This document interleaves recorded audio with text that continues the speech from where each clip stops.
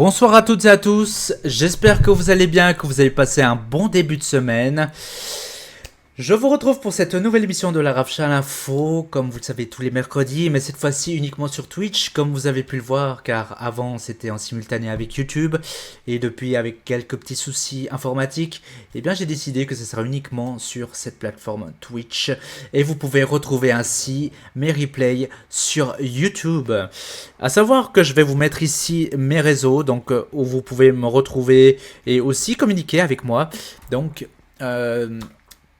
sur Facebook, j'ai ma page Facebook, Instagram, TikTok, Twitch, donc là n'hésitez pas justement à me suivre et à vous abonner si vous le pouvez, car voilà, je ne force personne, je sais que en ce moment les temps sont durs pour tout le monde, donc voilà, si vous avez envie ou même un Prime, etc., avec plaisir, car de temps en temps il risque d'avoir quelques petites pubs, mais voilà. C'est aussi pour soutenir la personne qui est en face de vous, qui vous parle en ce moment et qui est bienveillant. Suivi donc de ma chaîne YouTube où vous pouvez me retrouver avec tout ce qui concerne le cinéma.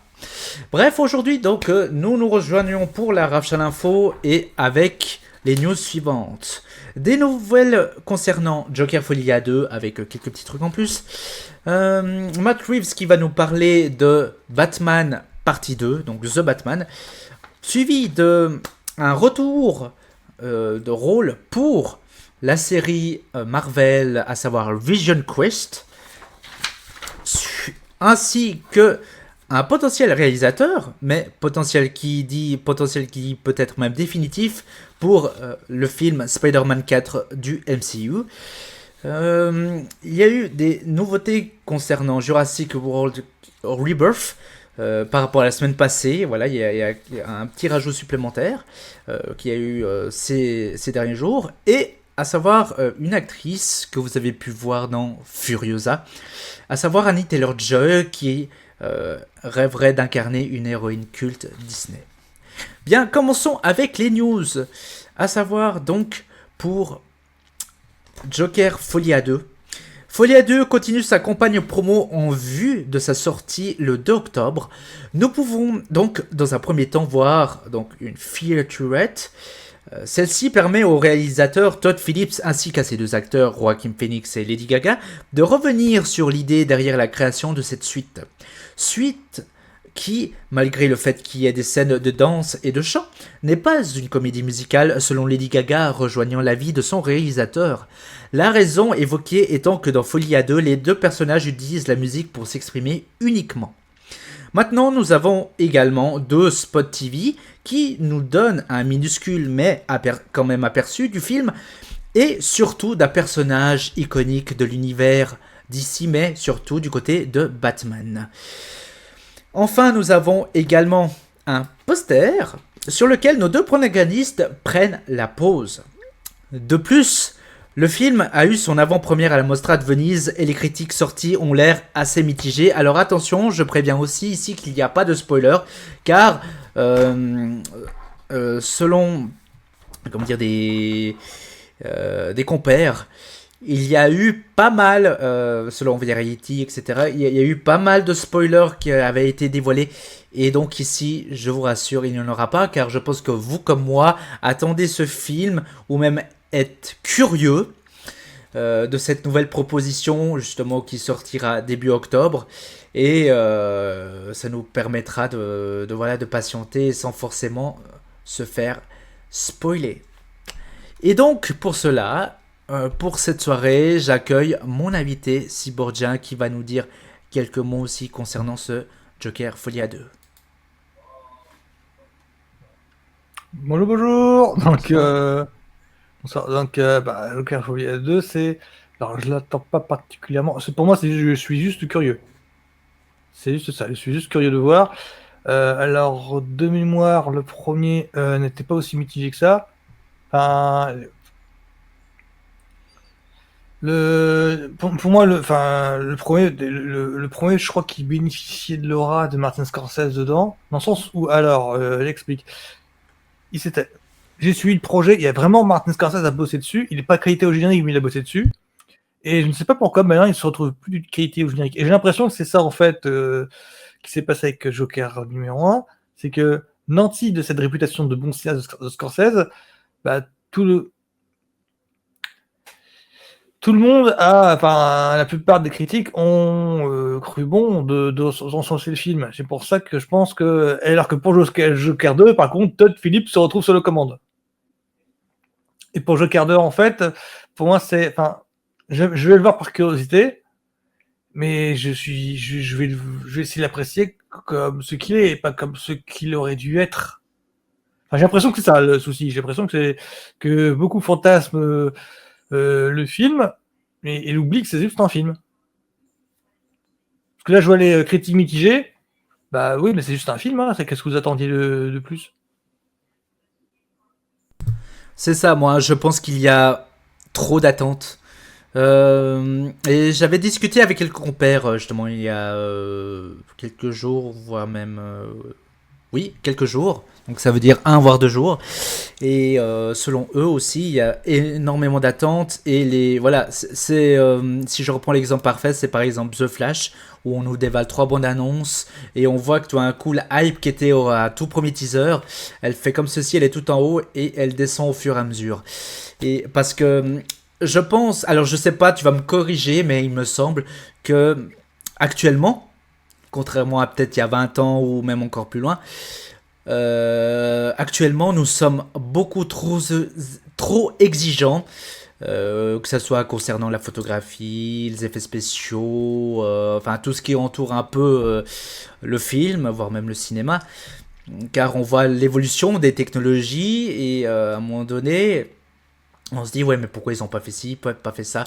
Je voudrais avoir justement ton avis là-dessus, qui rejoint aussi Joker Folie à 2 parce qu'on se dit voilà, le premier était une sublime proposition déjà inattendue mais impressionnante et là pour le deuxième on se dit ça va être encore ça va être le summum et à en croire certaines critiques ce n'est pas le cas.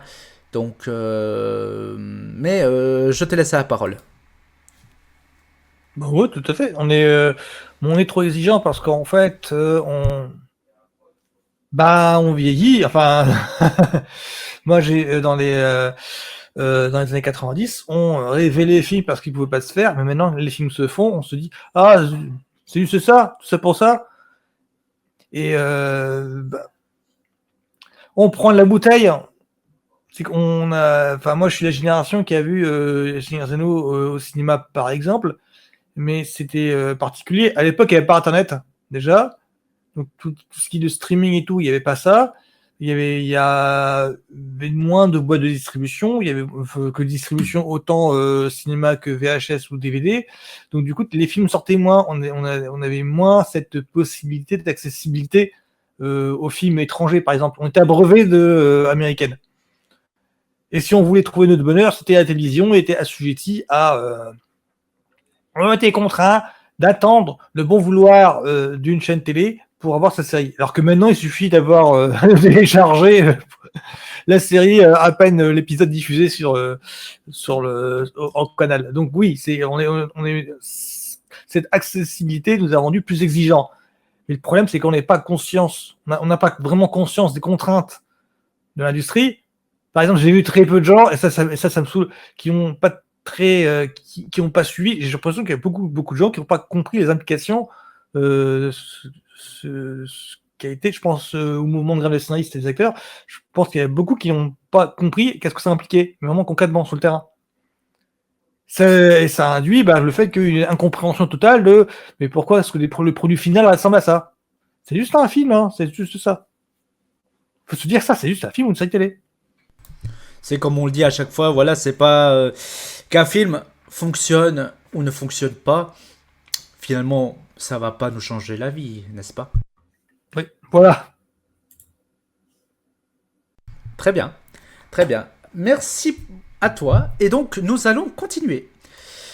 Nous allons continuer cette soirée avec cette news concernant donc The Batman Partie 2. La campagne promo de The Penguin continue avant la sortie de la série le 20 septembre, donc prochainement.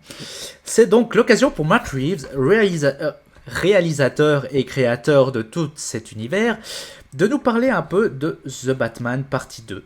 Déjà, il nous parle de sa Gotham et de l'idée derrière ce deuxième volet. Je voudrais que ces histoires soient une réflexion sur ce qu'est Gotham. C'est un endroit tellement brutal et nous cherchons à savoir pourquoi la vie de ces personnes est comme ça. Nous avons un nouveau mystère qui va approfondir cette histoire épique d'une corruption encore plus profonde, et cela va le mener vers des endroits qu'il ne pouvait même pas anticiper dans le premier. Les graines ont été semées dans le premier film quant à l'endroit où cela nous mène, et cela va s'étendre d'une façon qui va nous faire découvrir des aspects du personnage que vous n'avez jamais pu voir. Batman se bat constamment contre ses forces, mais ces forces ne peuvent pas être exorcisées. Donc, le prochain film approfondit ses idées. De plus, Reeves revient sur le ton réaliste de son univers. Est-ce que nous ne pourrons jamais voir des personnages tels que Gentleman Ghost ? Vous verrez le Gentleman Ghost dans Batman Crusader de Bruce Timm, mais vous ne le verrez pas ici. Ce qui était important pour moi était de trouver un moyen de prendre ces icônes de la pop culture, ces personnages mythiques que tout le monde connaît, et les transformer pour que Gotham ressemble à une ville de notre monde. Nous pourrions aller jusqu'à la frontière du fantastique, mais nous ne partirons jamais complètement dedans. On est censé avoir un sentiment de réalisme. Cela ne veut pas dire que vous ne pourrez pas avoir des personnages que les gens adorent. C'est tout à fait ce que nous voulons faire. Gentleman Ghost pousse probablement les choses un peu trop loin pour que nous puissions trouver un moyen de l'utiliser, mais c'est amusant de penser à la façon dont nous pourrions traiter des personnages qui iraient très loin dans le fantastique. Et donc, The Batman partie 2, si vous l'attendez, ou voilà comme on le dit à chaque fois, mais voilà, si cela vous dit, eh bien, il sortira le 2 octobre 2026 aux États-Unis, si toutefois il n'est pas encore repoussé, etc. Car on sait ce qui s'est passé aussi avec ce film. Est-ce qu'il sera prévu en trilogie comme c'était au départ ? Ça, c'est une question, mais à répondre dans l'avenir. Mais quoi qu'il en soit, est-ce que ça vous confie un peu sur la suite de The Batman ? Je voudrais que ces histoires... Moi, j'avais une déclaration. C'est à moi? C'est à toi. J'ai vu une déclaration de Mavis parlant de l'univers fantastique. Du coup, c'est pas ça dont tu parles? Univers, oui, fantastique, réaliste, c'est ça. Voilà, c'était. Et en fait, je pense que je vais lâcher l'affaire du truc parce que je vais regarder le film parce que ça m'intéresse, je suis curieux. Mais sinon, ça m'a refroidi dans mes attentes en fait. Parce que je pensais vraiment qu'on allait avoir Mr. Freeze en deuxième. Enfin, quelque chose vraiment de réellement fantastique. Et il va pas du tout dans cette direction-là. Il reste encore dans le tri policier thriller. Alors, sache que tu viens de citer le nom, qu'on a parlé justement il y a 2 jours avec certaines personnes pour The Batman, et ce nom revient assez souvent en fait. Et finalement, pour donc Mr. Freeze, et les gens ils se disent, mais en fait, finalement, un gars il a pas besoin d'être comme Bane, etc. Il est juste dans un costume, et puis après avec un flingue réfrigérant, donc réfrigérant, et donc ça ne dérangerait pratiquement personne, contrairement à un possible Clayface, donc gueule d'argile, pour les plus anciens, enfin voilà, enfin bref, gueule d'argile Clayface ou des Man-Bat, qui eux par contre auraient difficilement leur place en fait dans cet univers réaliste par Reeves. Oui, mais attends, la description que tu viens de donner là, ça correspond plutôt non pas à Mr. Freeze, mais à Captain Gold dans Flash. Mm-hmm. C'est ça le souci que j'ai. Enfin, normalement, Mr. Freeze, c'est un scaphandre qu'il a, le mec. C'est pas juste. C'est pas un pistolet, c'est un scaphandre qu'il a pour le maintenir à une température proche de 0. Enfin, je sais plus trop le délire avec lui.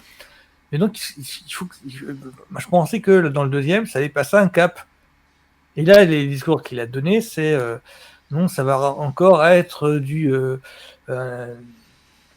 un peu plus policier, il va rester dans la même veine que Nolan. Après, je peux comprendre le délire parce qu'il faut qu'il se différencie, il faut que ses films se différencient du DCU qui devrait être plus fantaisiste, dans le sens où quand même, l'univers de James Gunn, tu dois avoir un extraterrestre. Or, c'est pas le cas de chez Matt Reeves. Donc, je peux comprendre ça. Alors, du coup, ça m'oblige, moi, à attendre le Batman de James Gunn. Et donc, Question concernant cela, donc c'est bien que tu aies bifurqué là-dessus. Univers réaliste, fantastique.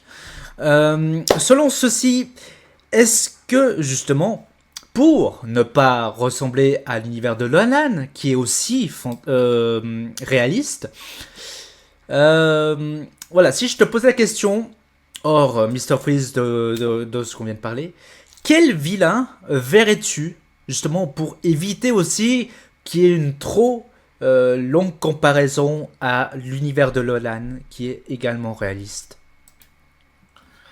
Alors, il y avait quel vilain il reste? Il y a le Chapelier Fou, qui est à un moment donné. Chapelier Fou, tu vois qui c'est? Oui, oui, oui, oui, Madater, je vois. ouais. Qui aurait pu rentrer dans ce cadre-là, parce que, enfin, il y en a beaucoup qui ont dit que c'était un sous-Joker en fait, parce que donc à une époque, pour resituer le truc, donc tu avais Dark Knight qui sortait avec le sort funeste de Heath Ledger, et au moment du troisième, il y avait des rumeurs comme quoi Johnny Depp viendrait chez Nolan pour qui interpréterait un personnage de bad guy, le Chapelier Fou, considéré par tout le monde comme un sous-Joker. En grosso modo, il retravaillerait l'intrigue normalement qui aurait dû revenir au Joker de Heath Ledger, mais hélas le mec voilà sort funeste. Ils auraient juste retravaillé l'intrigue de façon à ce que on ait un procès d'un super vilain, et le super vilain étant Chapelier Fou. Parce que le Chapelier Fou, dans le comics, c'est un sous-Joker. Et on avait dans l'idée que ce serait Johnny Depp qui interpréterait le rôle. Et oui, ce qui aurait répondu, je crois que... Alors... Oh putain, il faut que tu vérifies parce que j'ai plus date en tête par rapport à Alice au Pays des Merveilles de Tim Burton où il interprétait justement le Chapelier Fou. Oui, J'ai plus trouvé date, ouais. oui. J'ai plus trouvé date en tête à ce niveau-là. Et alors il y a le maître des horloges que j'ai en tête. Ça aurait pu cadrer. Qu'est-ce qui Enigma c'est déjà fait dans Nolan. Qu'est-ce que Ah non, il a Non. c'est pas fait. Non. Non, c'est l'épouvantail qui fait chez Nolan. Qu'est-ce que je raconte? C'est l'épouvantail. C'est Tim. À savoir que à l'époque où même Warner demandait à nous les fans de voir quel vilain pourrait être dans un potentiel The Dark Knight 4, qui avait pour titre, mais voilà, non officiel, bien évidemment. Non, il n'avait même pas de titre officiel, car c'était à nous de trouver les titres, etc. Et moi, je me souviens que je l'ai encore chez moi. Hein, j'ai encore dans mes dossiers, mais je sais plus où c'est. J'avais mis comme titre The Dark Knight Returns avec voilà la suite John Blake, Robin, retour de Christian Bale, et il y avait aussi on parlait de l'homme mystère, mais incarné aussi par Johnny Depp, etc. Enfin voilà, c'était lui qui ressortait pas le plus souvent aussi, même quand on parlait de fan art à l'époque. Double face, Nolan l'a déjà fait. Bane. Qu'est-ce qui pourrait être fait? Non. N'hésitez pas aussi je m'adresse à vous, les personnes qui me regardent. Vous pouvez en même temps débattre avec nous, etc. On vous répond, etc. Il n'y a pas de problème. N'hésitez pas. Le pingouin, c'est Burton qui l'a fait. Oui. Le pingouin, non, Nolan n'a pas fait pingouin. Pas Nolan, non. Non. Parce que le pingouin, c'est dans Gotham, la série Gotham. Oui. Là, qu'est-ce qu'il pourrait faire? Hugo Strange. Alors, il y a un problème. Pourquoi? Si tu nous fais Hugo Strange, à ce moment-là, il y aurait un rapport avec Arkham, l'asile d'Arkham, et avec les dernières news qui s'est passé. Enfin, on en avait débattu il y a des mois de cela concernant l'annulation de la série d'Arkham au départ chez Matt Reeves, que James Gunn a ensuite récupéré, puis ensuite ciao. Après, je sais pas, est-ce qu'il n'y a pas un flic qui est ennemi récurrent de Batman? Je sais plus. Gordon, oui, mais je sais pas s'il a. Professeur Pig? Par exemple? Ou la marionnette? Enfin, là encore. Ou alors un truc, ou un tout con, tu fais des Harvey Dent, donc double face, mais une période où il est bad guy de chez, enfin pas un double face directement, mais tu fais un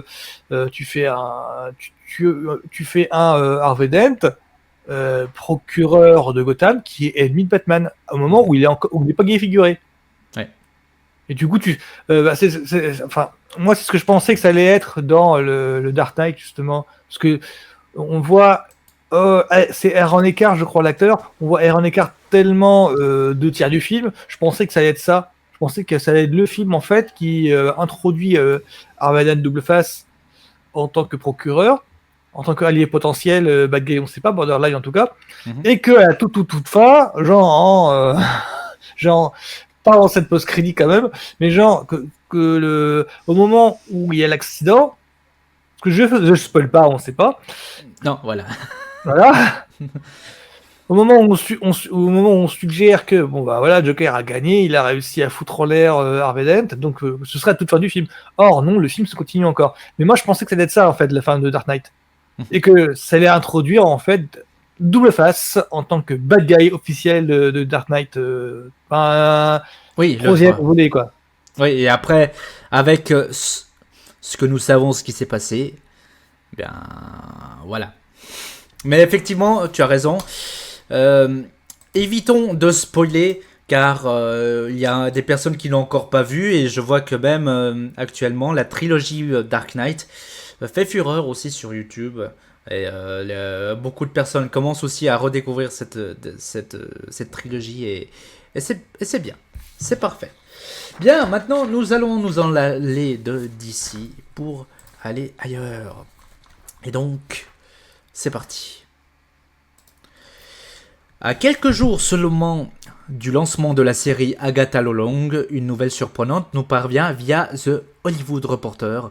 L'acteur James Spader fera son retour dans la série Vision Quest. Titre exact encore inconnu, donc c'est déjà un titre potentiellement officiel, mais enfin voilà. Il reprendra son rôle emblématique en prêtant à nouveau sa voix à Ultron.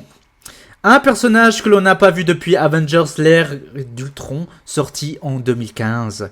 Ultron est une intelligence artificielle créée par Tony Stark et Bruce Banner pour assurer la paix mondiale. Activé par la pierre de l'esprit, Ultron s'écarte de sa mission initiale, jugeant l'humanité comme la plus grande menace pour la paix sur Terre. Il tente alors d'exterminer toute vie organique avec l'aide de Pietro et Wanda Maximoff en utilisant des ressources volées. Ultron conçoit un plan visant à anéantir l'humanité en transformant une ville en météore, mais les Avengers parviennent à déjouer son plan et à le détruire. Les détails concernant la manière dont Ultron sera réintroduit dans le MCU n'ont pas encore été dévoilés. Selon The Hollywood Reporter, Vision Quest a été pensé comme le 3e volet d'une trilogie, débuté avec WandaVision en 2021 et poursuivi avec Agatha All Along en 2024. Le tournage de la série devrait commencer au début de l'année prochaine en Angleterre avec Paul Bettany et James Spader. Après le départ de Jack Schiffer, la créatrice de WandaVision, qui a préféré se concentrer sur Agatha All Along, mais qui reste tout de même impliquée comme productrice, c'est Terry Matalas, connu pour Star Trek Picard, qui a été désigné comme showrunner de Vision Quest. Enfin, une autre information très surprenante a été partagée par Deadline. Il semblerait que Vision Quest ouvre la porte à un éventuel retour de Wanda Maximoff, interprétée par Elizabeth Olsen. Le personnage de Wanda fait sa dernière apparition dans Doctor Strange in the Multiverse of Madness en 2022, où sa mort semblait être confirmée. La série est décidément une histoire de retrouvailles. C'est désormais entre les deux amis de la série Star Trek Picard, puisque Todd Chadwick rejoint le casting de la série. Retrouvons donc Terry Matalas, showrunner de celle-ci. Le rôle de l'acteur est encore inconnu, mais est décrit comme celui d'un mercenaire traquant Vision et étant en quête de ses compositions internes. Si ces informations sont encore floues pour le moment, nous constatons tout de même que le développement de cette série est bien en marche, avec une sortie programmée pour 2026. Donc, vous tous, ainsi que mon invité, êtes-vous intéressés, intrigués par cette série? Oui, ok, oui. Bah, ça va dans le sens. C'était annoncé, en fait, dès le lancement de la table longue, en fait, il y avait. Enfin, là, c'était à l'époque de WandaVision, en fait, passé le succès de WandaVision, et quand Agatha Allang a été annoncé, il y avait des soupçons de vue. Ça va être un deuxième volet d'une potentielle trilogie. On ne parlait pas encore de Vision Quest, mais c'était plus ou moins confirmé avec l'annonce de Vision Quest. Mais là, je te parle vraiment de l'époque où WandaVision sortait, quoi. Enfin, c'est vraiment à ce moment-là. Il y a 4 ans, l'air de rien. Et donc, moi, ça m'intrigue fortement. Ça confirme que c'est bon. L'exécutif production reprend les rênes, en fait, de toutes les créations, et maintenant on va avoir vraiment du fil rouge. Par contre, dans Avenger 2, Age of Ultron, quand t'es fan du comics, tu te doutes très bien que ce n'est pas la dernière apparition d'Ultron. Parce que c'est justement ça, une des caractéristiques d'Ultron, c'est de revenir à chaque fois, upgradé à chaque fois. Et que dans Age of Ultron, on voit seulement que le début, la première version d'Ultron. Donc ce retour, quand t'es fan de comics, ce retour est attendu. On sait très bien que le mec ne peut pas revenir. En plus, il y a 1001 façons qu'il y a de revenir. Enfin, il y a des bots, par exemple. Hein.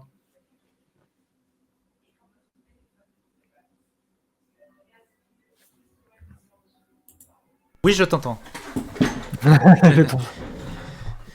Ok. Parce que tu connais pas le personnage ?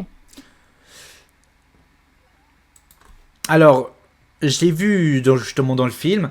Après, tu sais, j'ai pas encore tous les comics, donc Ultron, bon, je l'ai vu dans des productions animées. Mais quoi qu'il en soit, pour moi c'est un vilain intéressant. Donc moi je ne suis même pas surpris en fait du retour du personnage, car franchement, tu vois, t'imagines, voilà, on a un film, que tu fais comme Thanos, hein, clac, et puis tu n'entends plus parler. Voilà, parce qu'il a quand même en fait impacté durant la phase 2. Donc, donc voilà,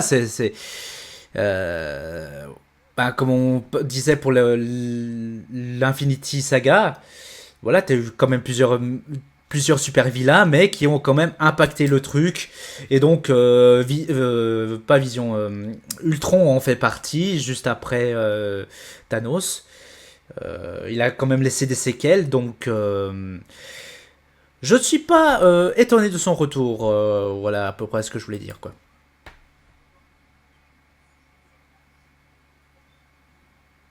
Et pour Terry Matalas, je tiens à souligner que Star Trek Picard, grâce à Star Trek Picard, ils ont pu faire une année honorifique à Star Trek au Saturn Award. Je crois que c'est la cérémonie qui récompense les séries de science-fiction, je crois. Parce que tu as eu Star Trek Picard et tu as aussi eu, t'as eu pas mal de séries Star Wars. Et tu as eu Westworld, je crois. Enfin, bref, t'as eu, ça a permis aux séries Star Trek cette année-là de péter les scores et de vraiment donner un sens à la récompense pour sa carrière, la franchise. Je crois que ça a fêté ses 68. Ouais, on est à 70 ans d'existence à la franchise. Et donc, du coup, le triomphe de Star Trek Picard a donné du sens à la récompense d'honneur de la franchise Star Trek. Donc, merci à Terry Matalas, donc qui est là. Bon, te dire que je l'attends pas mal, cette série. Très bien, très bien. Alors, merci à toi concernant Vision. Et maintenant, nous allons nous attaquer à la news suivante. C'est un monsieur qui va être sacrément occupé.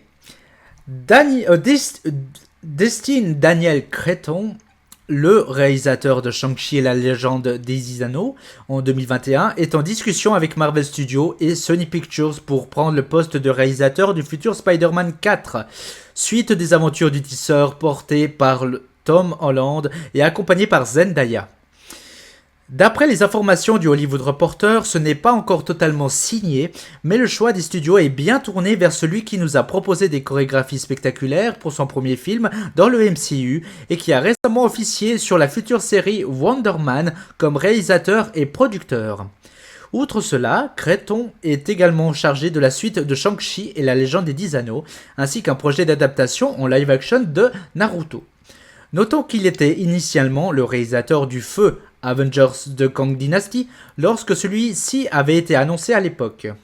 Si le réalisateur évolue puisque John Watts ne reviendra définitivement pas, le script du film est toujours confié aux mêmes Chris McKenna et Eric Summers, qui ont travaillé sur les 3 premiers Spider-Man du MCU. Pas de détails à ce stade sur l'intrigue en elle-même, multivers, pas multivers, street level, pas street level. Le tournage du film est quoi qu'il en soit prévu pour début 2025, orientant une sortie très probable en 2026. N'hésitez pas à me dire ce que vous en pensez concernant Spider-Man 4. Tout à l'heure, mon invité va réagir. Mais est-ce que vous attendiez cette suite? Et si oui, ou non même, est-ce que vous avez des espoirs? Dites-moi ce que vous voulez, par exemple, pour ce prochain opus. Moi, rien que le fait que ce soit un autre réal qui s'occupe de Spider-Man, ouais, c'est cool. C'est bien que ça change de réal de temps en temps et que ce soit pas uniquement le même réal qui s'en occupe. Hein. C'est juste rien que pour ça, c'est bueno. J'ai bien aimé.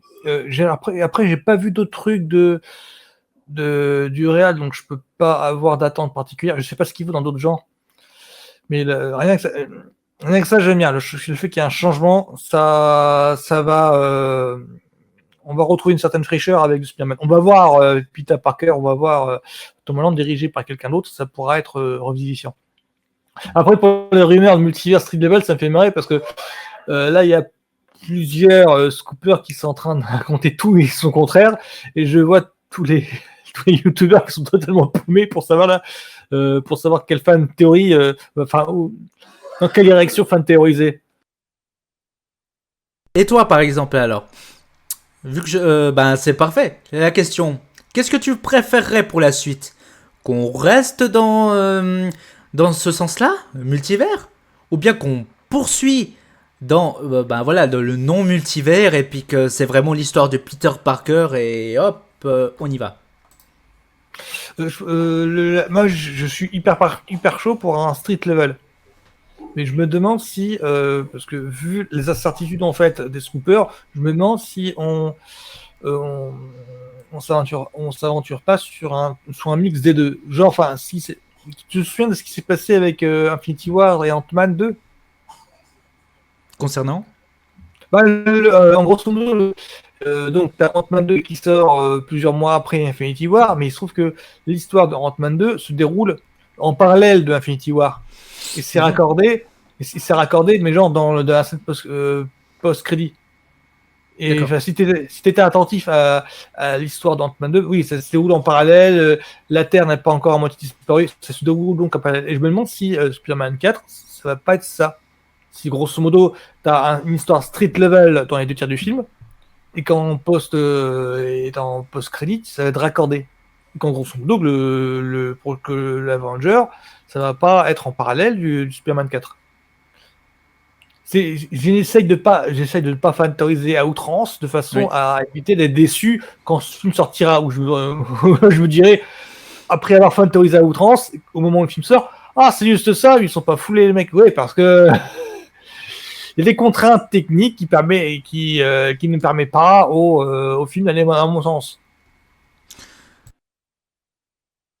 Très bien. Après, c'est vrai que comme tu dis, pas un fan théorisé, mais au vu de ce qu'on a vu aussi, des fois, on pourrait avoir une approche, une envie de voir le personnage qu'on a peut-être apprécié au début vouloir évoluer.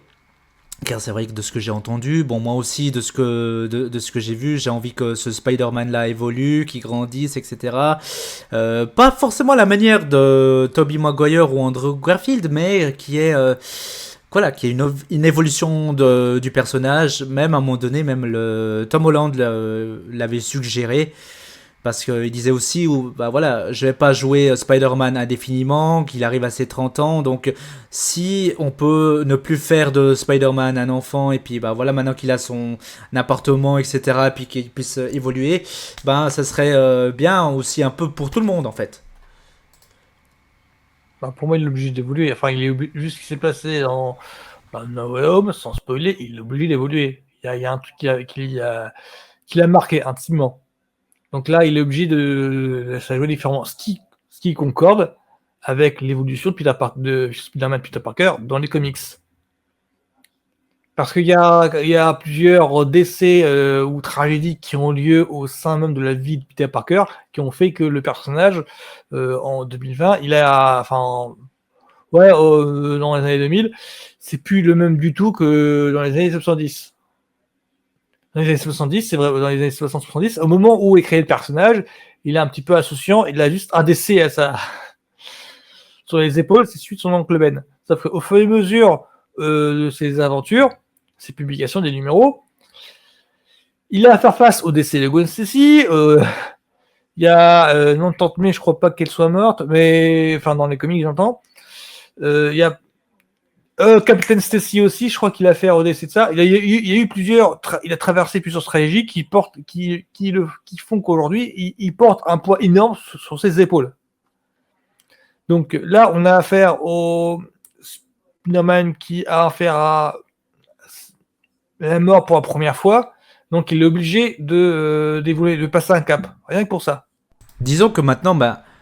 Ah ouais, mais t'as raison, on peut pas forcément spoiler. Ouais. Oui, c'est vrai. Parce qu'avec ce qui lui est arrivé, ben ouais, ce serait normal. Tu as tout à fait raison. Bien. Merci à toi pour ces mots. Et donc, nous allons poursuivre. Donc, comme vous avez pu voir aussi la semaine passée, il y avait une info concernant ce film. Et cette fois-ci, ben, nous allons continuer. Donc, je vais vous dire tout ce qu'il y a à savoir concernant le film. Car il est en tournage. Donc, c'est parti. En juin 2022, la trilogie Jurassic World avec Chris Pratt et Bryce Dallas Howard s'achevait après avoir rapporté 3,9 millions de dollars au box-office international. Un chiffre qui venait de s'ajouter aux 2,1 milliards de dollars déjà engrangés par la trilogie Jurassic Park. Chris Pratt déclarait au micro de The Today Show que le monde d'après était le dernier volet de la saga. Je cite: « Je pense vraiment que c'est la fin de cette franchise. Les anciens acteurs sont de retour, Sam Neill, Laura Dern et Jeff Goldblum, ainsi que les acteurs de Jurassic World, tous réunis. Nos histoires convergent d'une manière qui ressemble beaucoup à un final. Pourtant, en janvier 2023, soit quelques mois seulement après cette déclaration, Universal annonce qu'un nouveau film Jurassic World est en développement. Ce nouvel opus est écrit par David Koepp, scénariste du premier Jurassic Park, réalisé par Steven Spielberg, et de sa suite Jurassic Park Le Monde Perdu, et produit par Frank Marshall et Patrick Crouli, déjà à l'œuvre sur la saga Jurassic World, tandis que Steven Spielberg en sera producteur exécutif. Le studio précise dans la foulée qu'il s'agit d'une nouvelle ère jurassique, avec une nouvelle histoire et des personnages différents que ceux des précédents opus. L'arc de Claire et Owen est donc bel et bien terminé, comme l'expliquait à Variety le réalisateur Colin Trevorrow, qui a relancé la saga en 2015.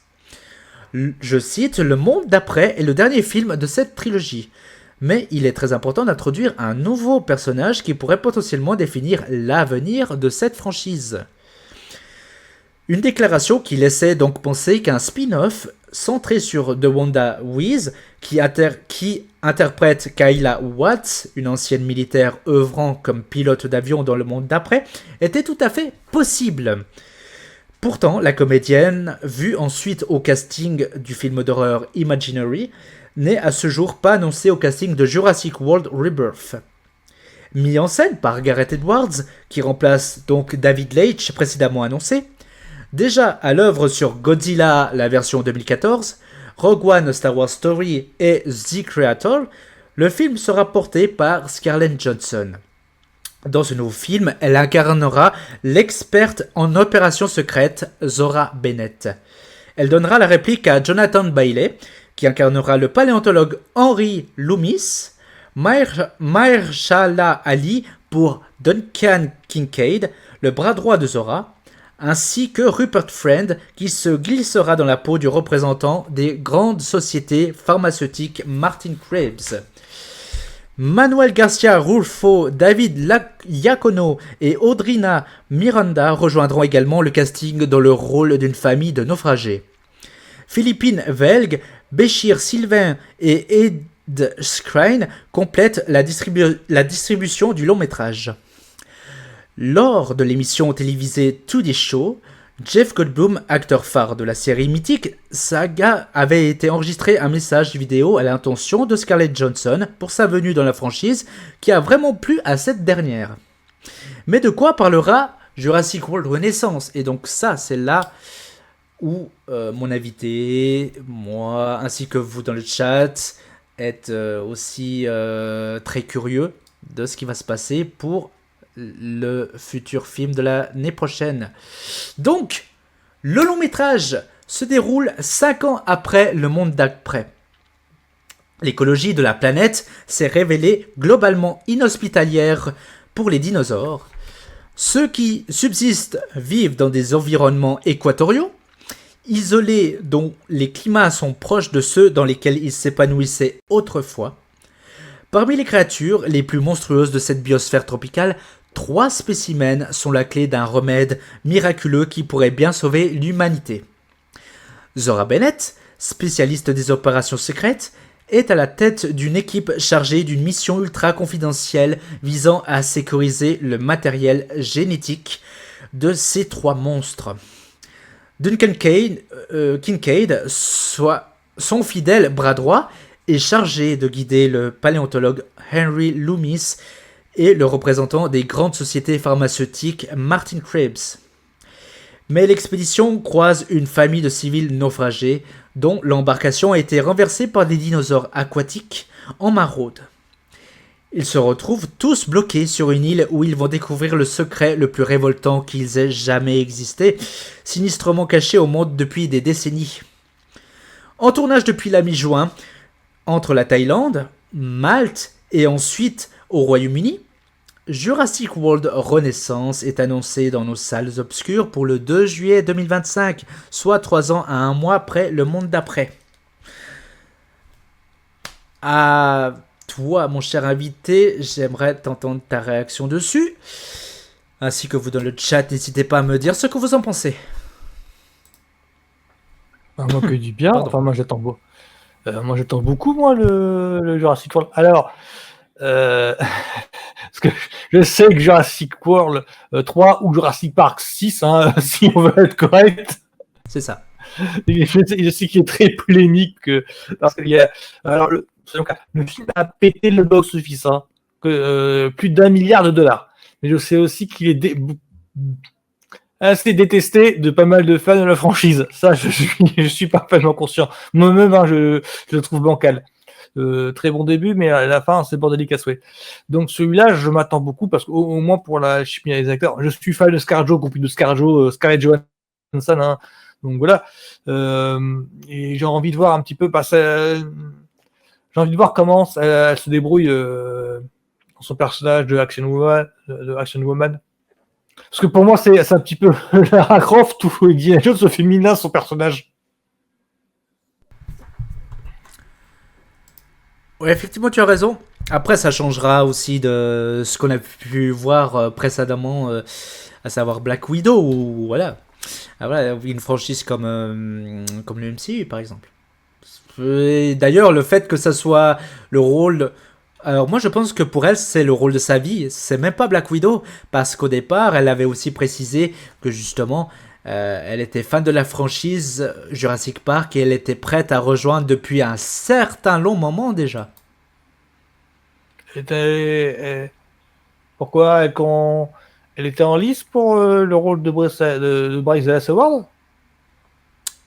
Non, non, elle n'était pas en lice.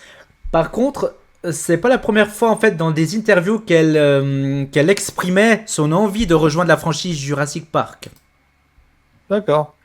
et que ça s'est jamais fait jusqu'à aujourd'hui. Elle doit être fan des films d'aventure, c'est pour ça. Tout bonnement. C'est ça. Mais oui, alors t'es confiant. Ah, moi, je suis confiant. C'est juste par rapport à Gareth Edwards, donc le réel. Alors, moi, j'adore son Godzilla, hein. Y a pas de souci. C'est juste pour Rogue One, les échos que j'ai eu par rapport donc au dernier tiers du film. Enfin, du dernier tiers. La scène finale qui dure finalement, qui est beaucoup trop longue à mon avis, c'est qui font délirer pas mal de geeks et nerds fans de Star Wars. Enfin, pour moi, elle est beaucoup trop longue. Il y a eu beaucoup de remous au sein de la prod qui était sauvé par, je crois que c'est Tony Gilroy, si je ne m'abuse. Donc Tony, je crois que c'est Tony, le scénariste de Jason Bourne et donc le showrunner de Andor. Je crois qu'il a bossé dessus, je ne vais pas me gourer. Et donc qui a totalement réécrit le dernier acte du film, qui ravit les fans. Et moi, je pense qu'en fait, ce dernier acte, en fait, c'est pas de lui, c'est pas de Gareth Edwards. Je pense que c'est de Tony Gilroy. Et j'ai envie de voir un petit peu qu'est-ce qui, avec un peu plus d'expérience maintenant dans le blockbuster action-aventure, est-ce qu'il a appris de ses erreurs et donc va remanier le truc, ou est-ce que ça va confirmer que ah non, c'était vraiment pas fait pour ça?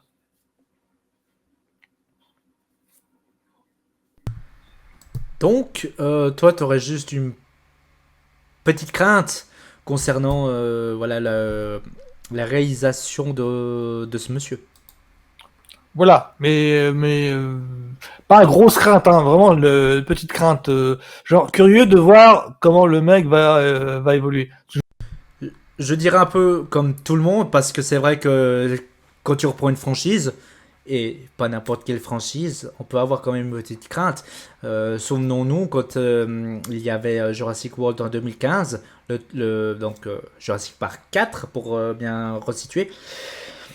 Ben, quand tu avais le réalisateur, à un moment donné, tout le monde était à cheval derrière lui en disant mais vas-y ou un truc. Enfin, il y avait quand même de la joie, mais de la crainte quand même.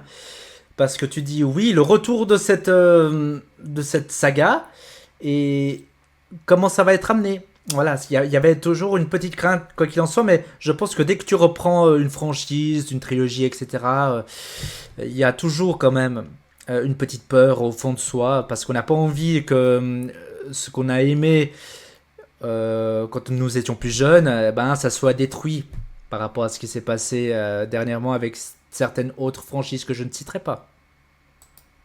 Bah, c'est le juste équilibre, c'est le juste équilibre qu'il faut trouver dans toutes les franchises entre la pure nostalgie, c'est-à-dire refaire comme avant, et la mise à jour, la mise au goût du jour. C'est-à-dire, quand le public a grandi, forcément, il n'est plus le même que quand il était gamin, ce qui est inévitable, et donc on ne peut pas refaire comme avant, c'est impossible. On voit ça avec Ghostbusters, l'héritage, par exemple, ou avec la menace de glace, où au moment où ils veulent refaire comme avant, bah là, c'est pas possible parce que les acteurs ont trop vieilli. Donc il faut qu'ils trouvent d'autres trucs, mais les personnages nouveaux qui ont nos âges là du coup, bah ouais, mais on les connaît pas. Donc là du coup, il faut trouver une certaine vraiment un certain équilibre. Pour le Jurassic World là, j'espère qu'ils vont trouver le piège sur lequel Colin Trevor est un chouïa tombé. Je dirais un chouïa parce qu'il n'a pas mis les pieds dedans. C'est au moment de Jurassic c'est Colin Trevor qui a fait Jurassic World numéro 1. Je me trompe pas. Oui. Ouais. Et parce que Jurassic World, c'était pas vraiment la nostalgie dans lequel, c'était vraiment une mise à goût du jour. Mais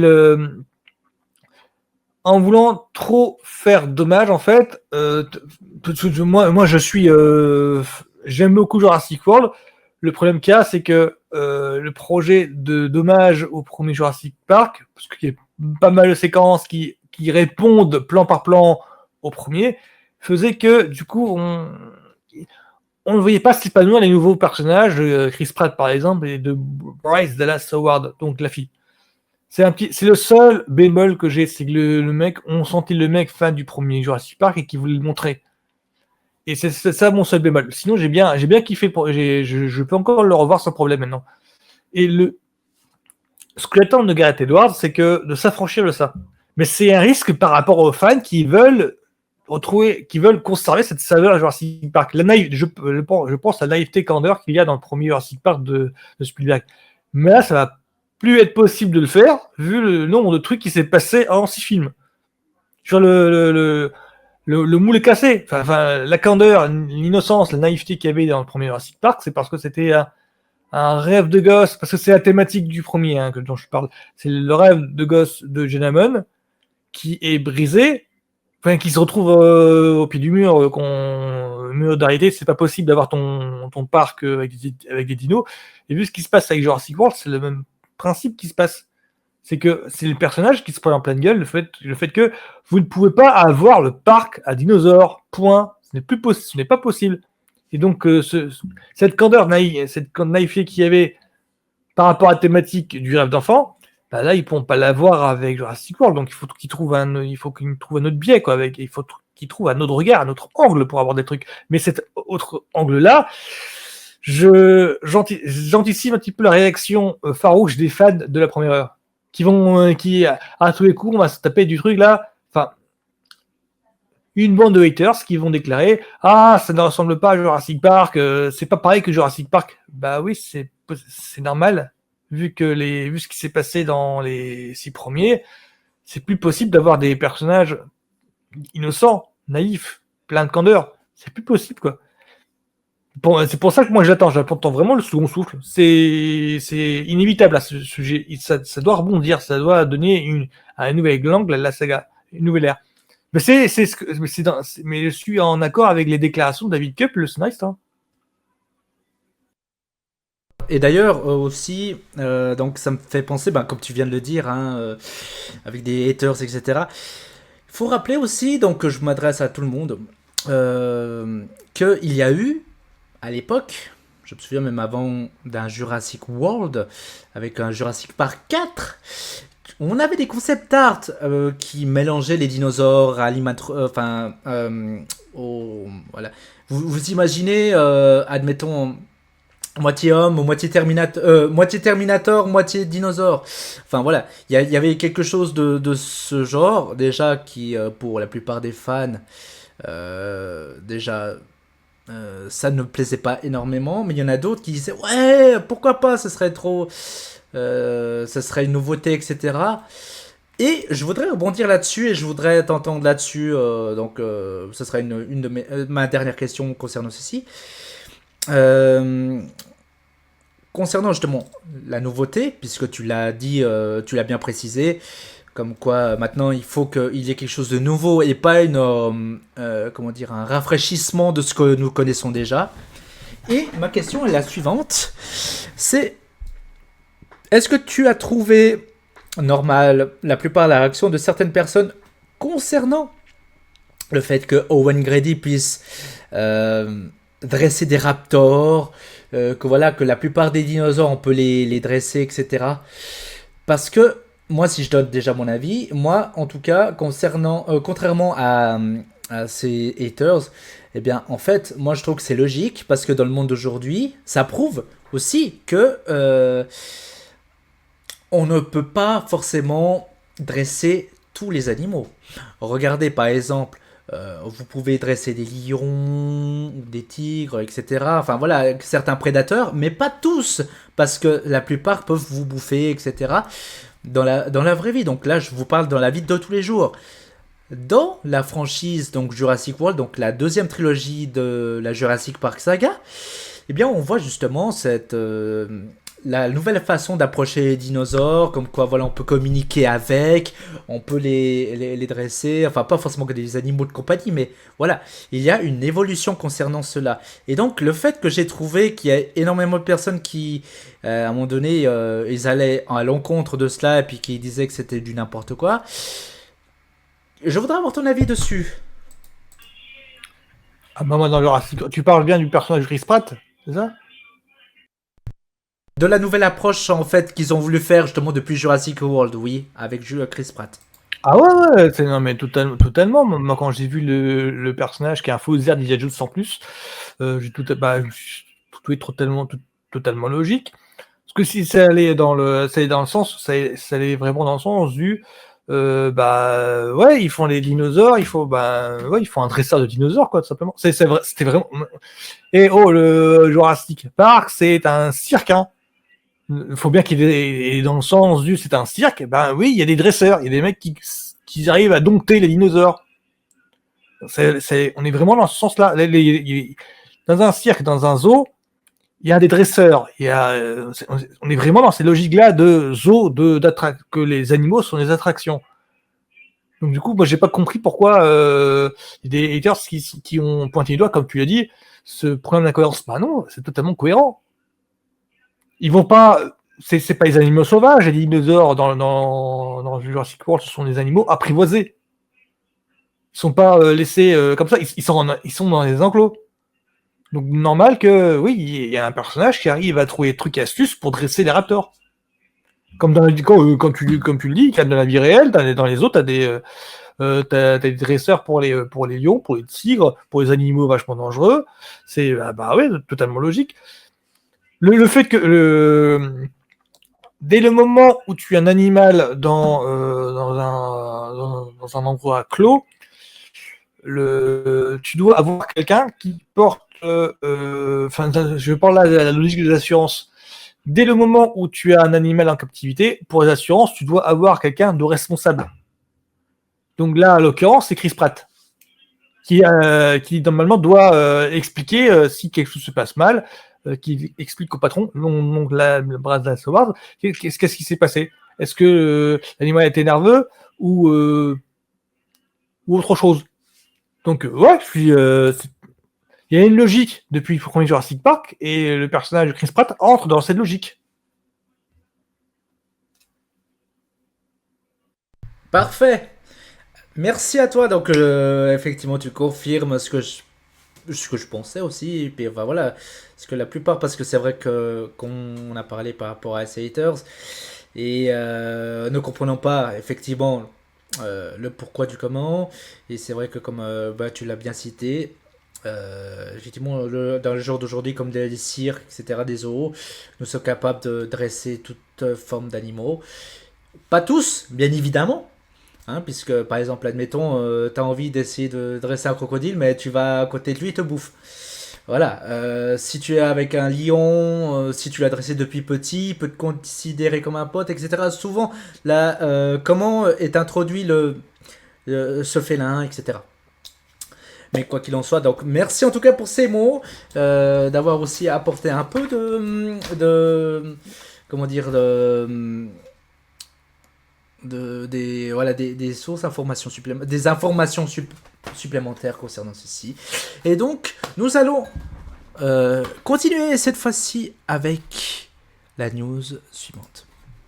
Et donc, alors que Blanche-Neige avec Rachel Zegler et Gal Gadot est le prochain film à rejoindre la liste des adaptations en prise de vue réelle chez Disney, qui de la Reine des Neiges est-ce que la Reine des Neiges pourrait être adaptée en live action?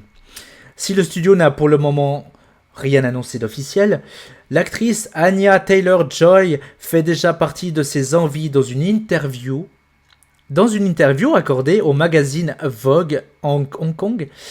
La star de la série Netflix Le Jeu de la Dame révèle son rêve de jouer Elsa. Je cite: j'ai vraiment envie de faire une comédie musicale parce que je suis un peu trop obsédé par mon travail actuel. J'aime le défi de réaliser des tâches impossibles. C'est moteur pour moi. L'idée de pouvoir chanter, danser et jouer en même temps est vraiment excitante. Je pense que la Reine des Neiges pourrait être géniale.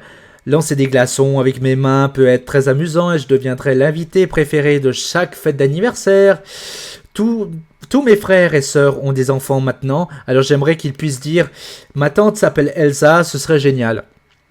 Pour l'heure, Disney entend garder la saga, donc la Reine des Neiges, du côté de l'animation. Le 13 août dernier, le studio annonçait la date excusez-moi, a annoncé la date de sortie du troisième volet pour le 24 novembre 2027 en Prime.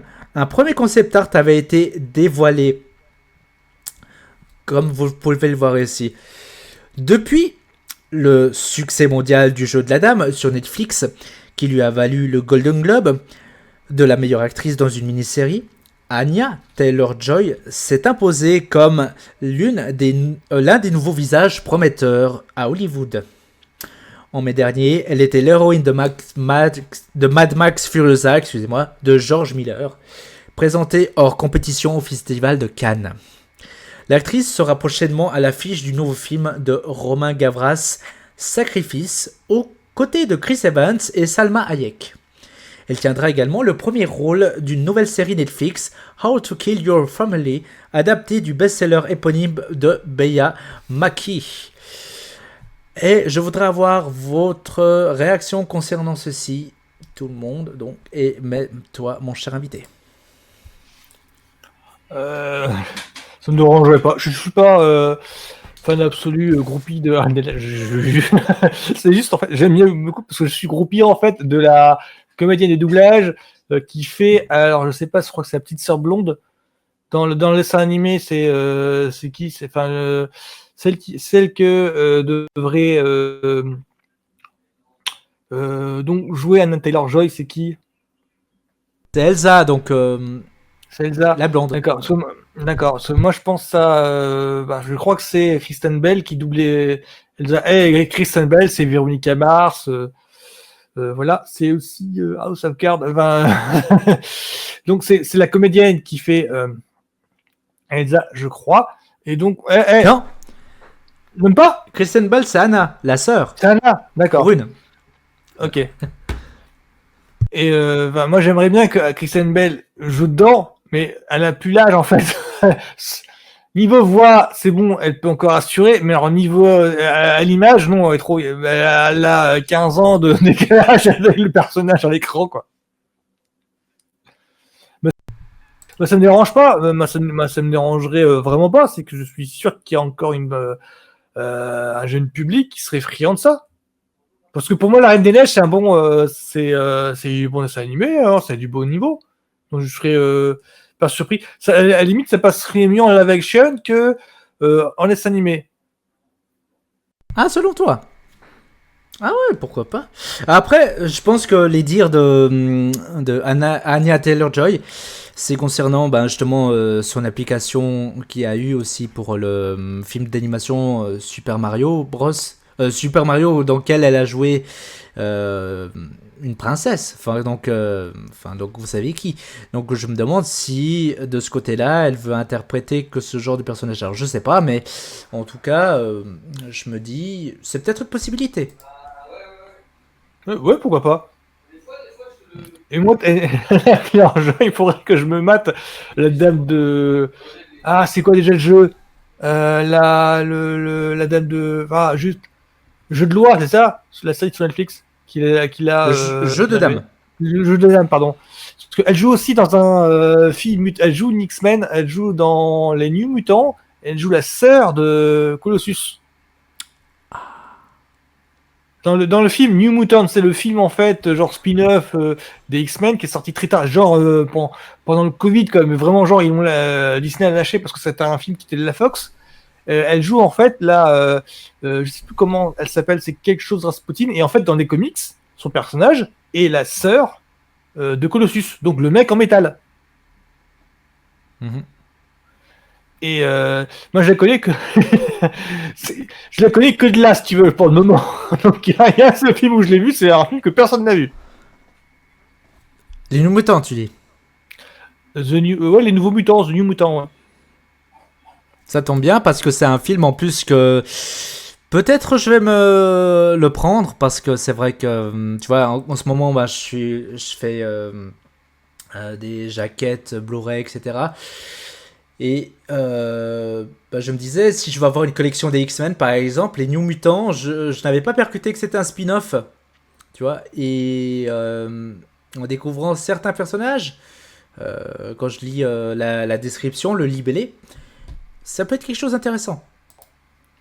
Ouais, si je crois, alors si je me souviens bien du délire, c'était à un moment donné où la Fox était dans les coulisses, il essayait de vraiment épuiser le filon des X-Men.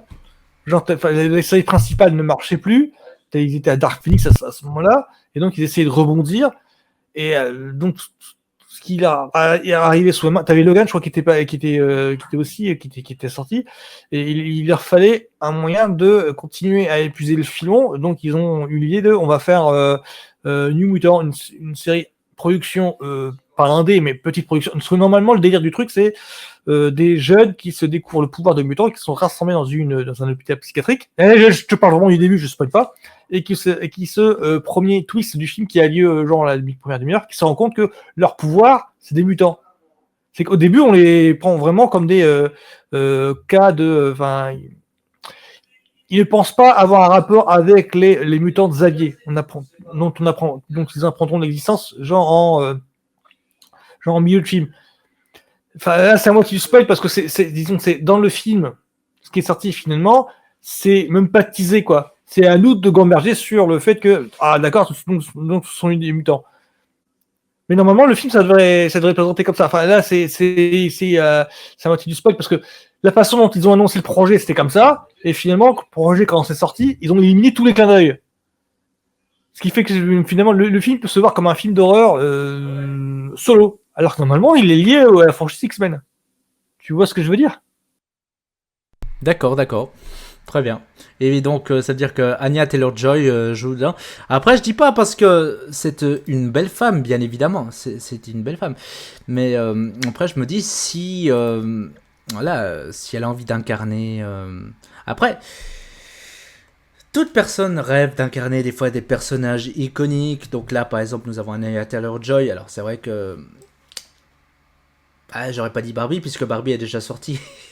Mais non, non, après, pourquoi pas, mais est-ce que tu penses que finalement c'est quelque chose qui peut se faire, par exemple, la Reine des Neiges, même s'il se concentre sur du côté animation pour le moment, puisque justement, comme je l'ai dit précédemment, le 3, on a déjà le concept art, et est-ce que tu penses qu'un jour ça se fera, puisqu'ils font quand même des remakes? Est-ce que ce sera une nouvelle histoire? Est-ce que ce sera l'histoire que la Reine des Neiges que nous connaissons déjà? Enfin, moi je ne l'ai pas encore vu, mais pour la plupart des fans qui l'ont déjà vu, est-ce que ce sera une réédite? Je pense qu'ils vont pas. Je pense qu'ils vont faire un Reddit, c'est-à-dire un remake live action, tout simplement. Ils se font pas chier. Hein. Ah, quoique, ils pourraient faire un live action, mais d'un autre point de vue. Parce qu'il y a aussi la solution, vu faire un live action sur la méchante de l'histoire. On a vu ça, Maléfique. Et rappelons aussi, même s'il y en a deux qui sortent, il y a le projet qui est en développement de Vaiana en live action. Ouais. Donc ça pourrait aller dans ce sens. Mhm. Très bien. Parfait. Alors, merci beaucoup, mon cher invité. Et. Alors, attendez voir 2 secondes. C'est parfait. Et bien donc, nous avons terminé cette émission. Je vous remercie, vous, le chat, ainsi que mon invité, d'être venu. N'empêche, nous n'allons pas nous quitter tout de suite, car, alors, je vais déjà raider quelqu'un. Et par-dessus tout, je vous donne rendez-vous donc demain sur ma chaîne Twitch pour le live création jaquette Blu-ray 4K concernant les deux films Spider-Man, les Amazing avec Andrew Garfield. Et quant à mon invité, vous pouvez le retrouver également sur Twitch avec Mulder Fox William. De toute manière, vous aurez toutes les informations vu que le live sera également en replay sur ma chaîne YouTube. Vous aurez tout dans la description. Quant à moi, donc, je vous laisse. Je vous souhaite une belle soirée. Prenez soin de vos proches, mais surtout, prenez soin de vous. Bisous.